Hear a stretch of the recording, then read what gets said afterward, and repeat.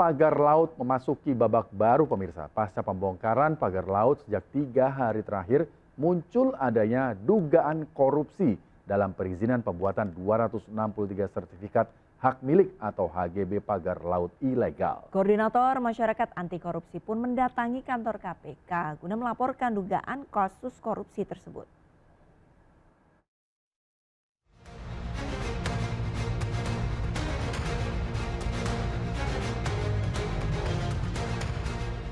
Polemik persoalan pagar laut terus bergulir. Usai dilakukan pembongkaran, kini pemilik dan pihak yang bertanggung jawab atas perizinan pagar laut terus diusut. Bahkan kini muncul adanya dugaan korupsi dalam pembuatan 263 sertifikat hak milik atau hak guna bangunan pagar laut ilegal tersebut. Salah satunya laporan aduan dugaan korupsi sertifikat pagar laut yang dilayangkan Boyamin Saiman selaku Koordinator Masyarakat Anti Korupsi ke KPK. Boyamin mengaku laporan tersebut didasari atas pernyataan Menteri ATR BPN Nusron terkait adanya dugaan cacat formil bahkan material dalam pembuatan sertifikat tersebut. Ini artinya ada dugaan pemalsuan letter C, letter D hingga warkah menyangkut dokumen sertifikat tersebut.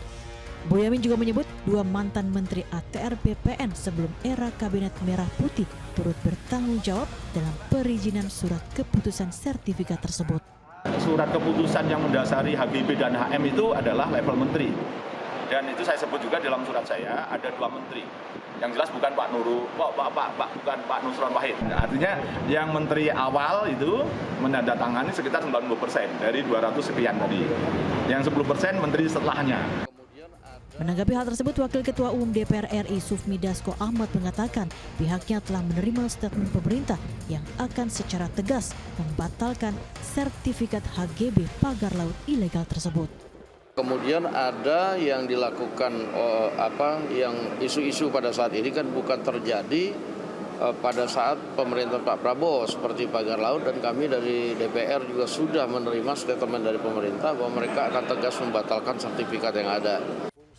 Sementara pihak Komisi 4 DPR RI meminta Kementerian Kelautan dan Perikanan segera menuntaskan proses investigasi dan pemeriksaan terhadap pembangunan pagar laut ilegal.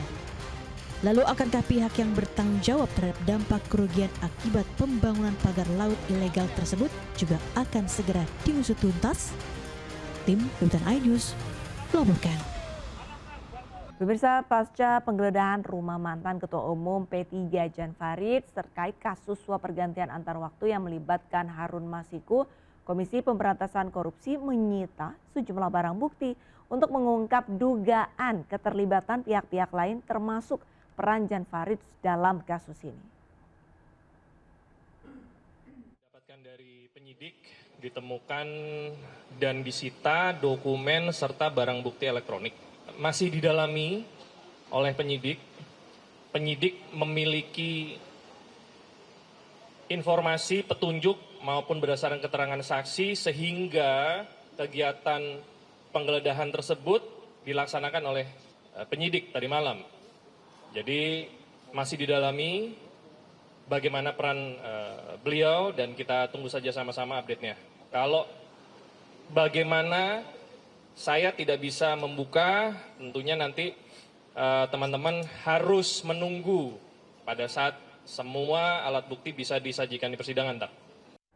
Dan pemirsa, Arlista Hadi akan menyampaikan dampak pagar laut yang semrawut hingga nilai kerugian ekonomi di Laut Tangerang, Banten. Silakan Arlista.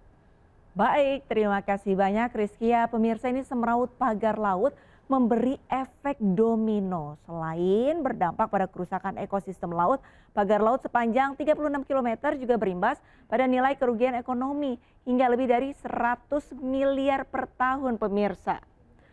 Dan pemirsa, ini termasuk 3.888 nelayan tradisional atau hampir 4.000 nelayan ini turut terdampak, dan berikut informasi selengkapnya dalam infografis pemirsa.